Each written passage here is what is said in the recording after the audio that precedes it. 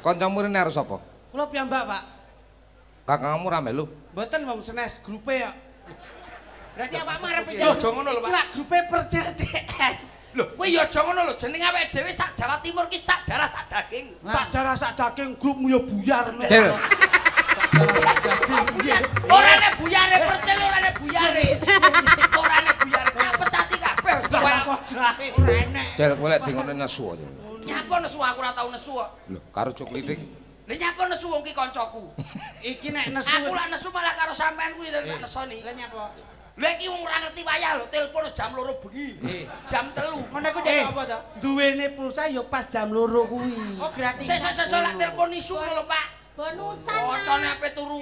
Ning ndi le? Ning ndi le? Ngelu no kancane. Kuwi ra ngerti wi Pak Sun paket malam kuwi. Piket malam. Kondi lho. Mboten paham. Mati. Ya, ngatur ke apa karo Sik. Uni UNP? Omong lho. Piye kan? Niki kok kula bar ngaji ki nggene Gus Baru. Wong ngaji ta? Nggih, Ngaji wis saiki. ngaji. Alhamdulillah. Wis Ngaji king riku pados barokah.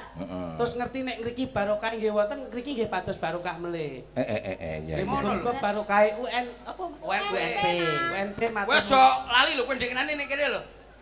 Aku neng kene wis gawe gelo, mula ora ditanggap neh. Yo sampean iki yo Yo sing sabar, Pak. Ora sabar teh, mula iki tak bari nek aku tak melu grupmu ya. Lah kowe nyapa melok grupku lho. Mboten niki kabeh ming guyupi warga masyarakat. Masyarakat. Mudah-mudahan Nggih. dengan HUT UNP Yang ke-48. mudah-mudahan menjadi satu wadah inspirasi masyarakat dan bisa mencerdaskan bangsa, membuat sukses bangsa. Insya Allah semua mahasiswa-mahasiswi menjadi kebanggaan Kabupaten Kediri dan Kota Kediri. Amin. Amin.